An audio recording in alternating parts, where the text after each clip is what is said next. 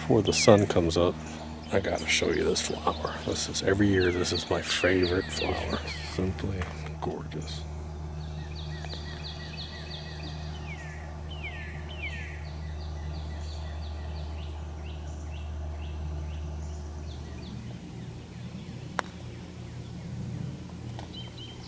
Okay. Now, that's going on film. Everyone keeps saying, why don't you do stripes, dog? Why don't you do stripes? Stripes are for pussies.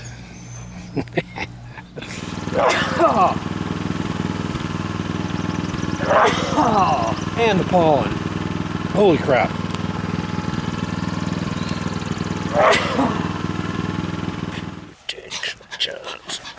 Kill you, curd chops, curd chop, curd chop, curd chop, curd chop, curd chop, curd chop.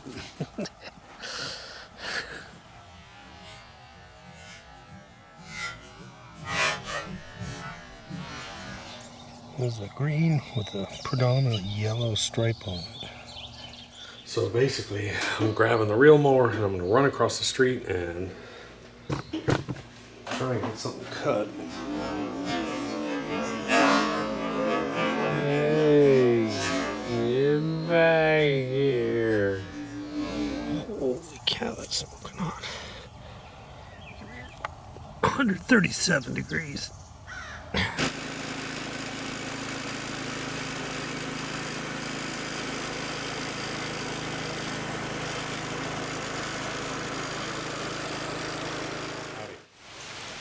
So this is the first rain we've had in quite a while.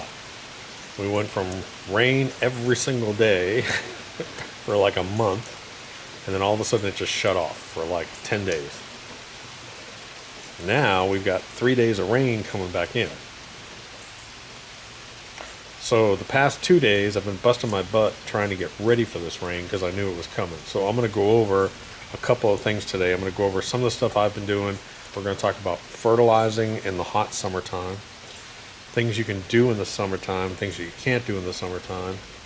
We'll talk about some sod worms and army worms. We'll talk about that. I found some out front. What else? We're going to talk about this organic material testing that we're doing out back. Some really cool footage on that. Temperatures getting up to in the soil 136 degrees. So hold on. Be back in a little bit.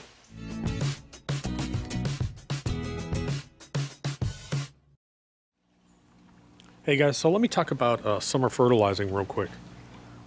A lot of people have this mindset that once the summer comes, you stop fertilizing, and that's just not the case, especially with Bermuda grass. Bermuda grass is more of a consistent fertilization unless you fall into a drought period.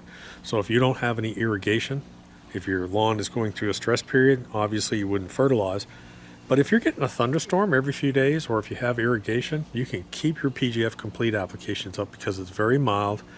Matter of fact, I put one coat down here 2.5 weeks ago, and then 2 days ago I came and put another coat. It looks phenomenal. This is recovering from our scalp. This is being cut at 1/2 inch every 48 hours until we can get the growth regulator down. I don't want to put my growth regulator down when I have thunderstorms coming. Almost every 3 weeks I'm out here putting a light coat. And here's what a lot of people don't understand about PGF Complete. It's mild. It's 0.58 pounds per 1,000 square feet at the bag rate. So you can come out and you can do, and it has 3 forms of real high quality nitrogen, including methylene urea, which is a very expensive form of nitrogen and it's a slow release. You can come out here and keep throwing down light coats of fertilizer all through the summer, and your lawn is going to look great. This lawn is starting to look really good, even though it's a cloudy day.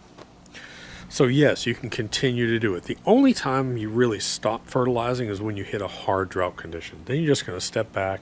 You're just going to let your lawn just chill for a while. But like this year, it's like every day or every 3 days we're getting a thunderstorm come through. I finally had to run my irrigation the other day, finally, for like the first time this year. So if you have irrigation, you can keep it up. There's no problem.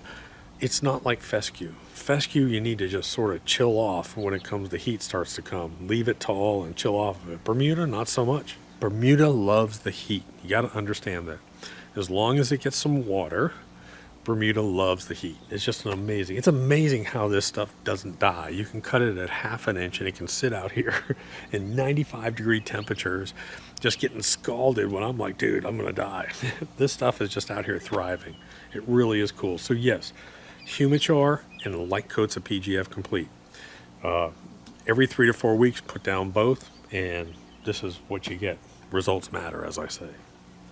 So real quick, let me just show you a little bit of footage. I went out front and I saw a few moths on my lawn. And I went out there, I said, well, let me put down some of the double kill. I put down double kill, I sprayed it with a hose, and sure enough, I found some. I don't think they're army worms. They're a solid color with a black head. And that's more of, I believe it's a sod or cutworm.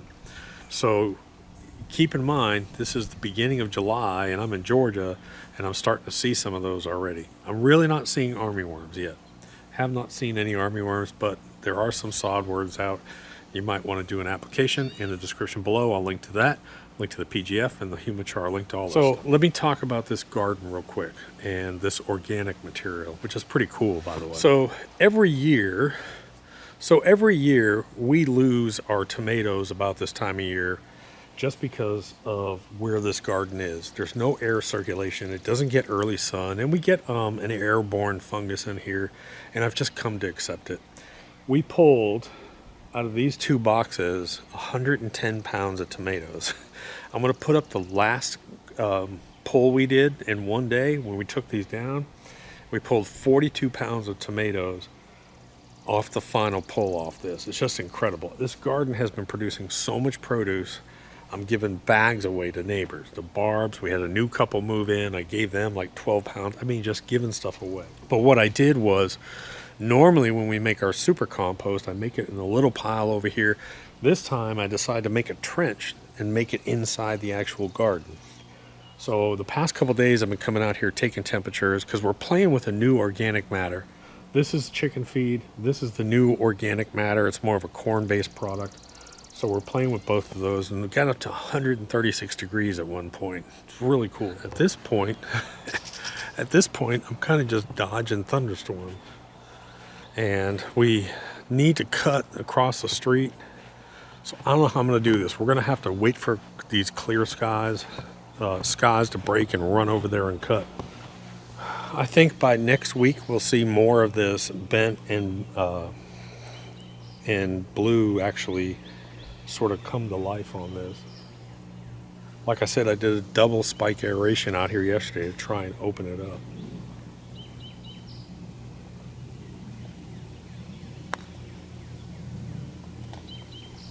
Okay. Now, that's going on film. Now, if I make all 5 of these, we're going to give away $1,000 if he makes all 5 of these putts. Hey guys, so I came out here early this morning and I'm turning these organic piles, and the temp was about 120 up to around 130s. And I just came out here and I turned this one. I was like, holy cow, that's hot. I mean, it felt hot on my hand. So I'm at 100, see if you can see that. I'm at 138 degrees right there.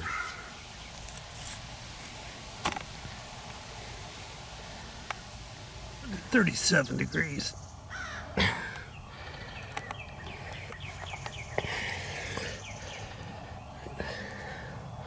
Holy cow, that's smoking hot.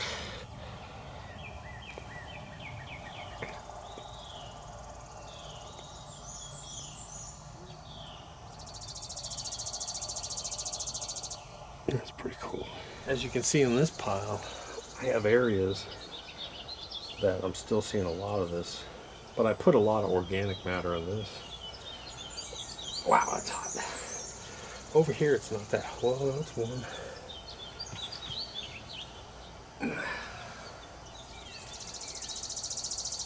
Just rotate it around. Crumble it up.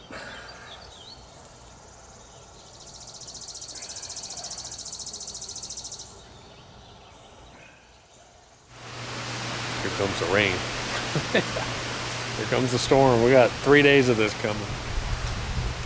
Look at those trees back there. They're starting to whip. Great. And here comes, look at this. Can you see all the pine needles and leaves coming? All that crap's gonna be in my pool and in my yard. Anyways, so what we're doing with this compost and what we've been doing all year is we're able to not use any fertilizers in our garden. The clean organic matter, whether it's a soybean, corn, those grain, chicken feed, it gets digested very quickly. Temperatures rise. The nutrients are released. Good gracious.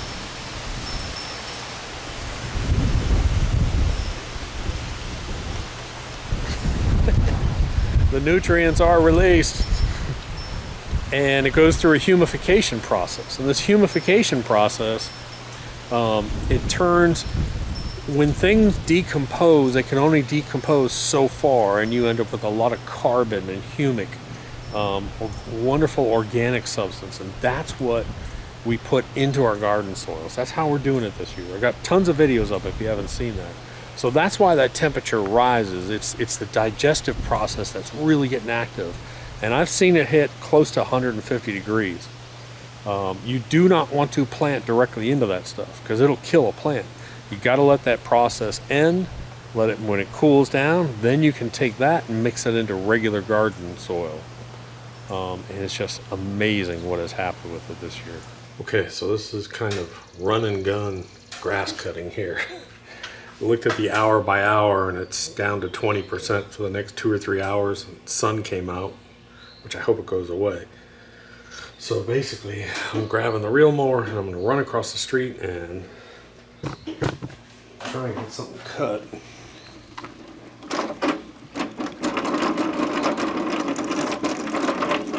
Where's my help? Where's my help? Somebody come cut the grass for me.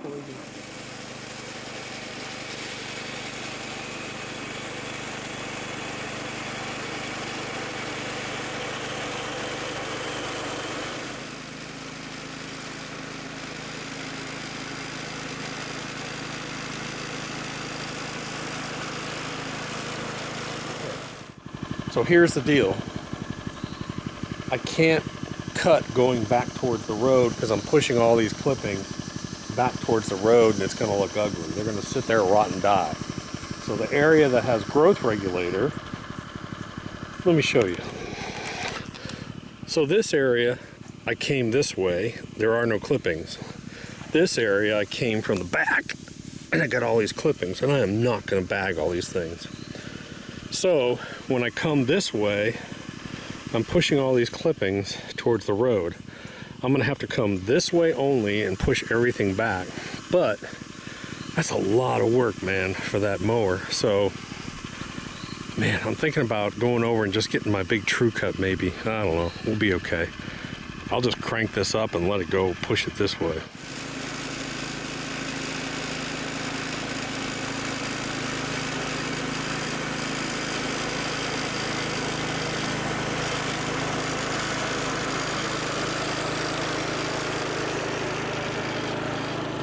Oh my God.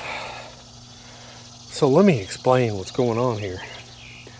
The sun came out, it's cloud sun, there's a chance of rain all around me. So I said, man, I got to get across the street and cut this.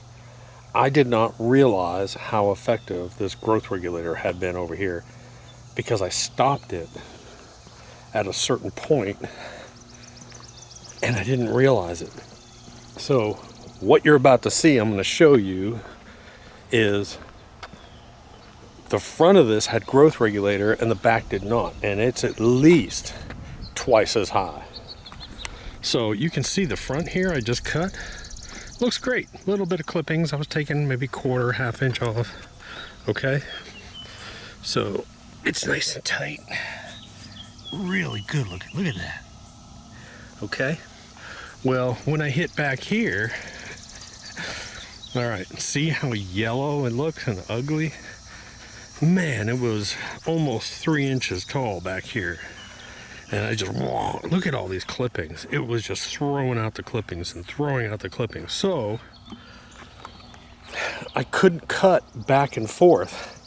Otherwise, all those clippings would push down towards the street and this would be ugly as hell. So what I did was I cut this way, and then I turned around and I just went back. And I cut this way, turned around, so I doubled my time and effort over here. But dude, look at this. I mean, this is what I'm talking about. There's piles of it here. See how it looks all scalpy and brown and ugly? Look at that. Look at that, okay? Come down here, and it goes away compared to this right here. Nothing, no clippings. Holy crap. Now, keep in mind, most of this is common Bermuda. Look how good this looks. There aren't many regular Bermuda lawns that look this good, sod that look this good. I'm telling you. This has got PGF Complete, Humichar, and growth regulator. Damn, man, I got ants on me. No, it's a fly. PGF Complete, Humichar, and growth regulator after about 14 days. Dude, amazing. And what's funny is I didn't do anything to the strip. So look how ugly the strip is. It's all lime green, ugly and long compared to that over there. Wow. I'm telling you, man, that's amazing.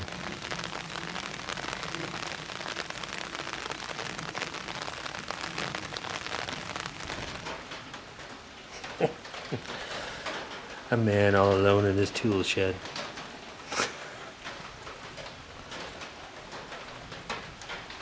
I love a tin roof.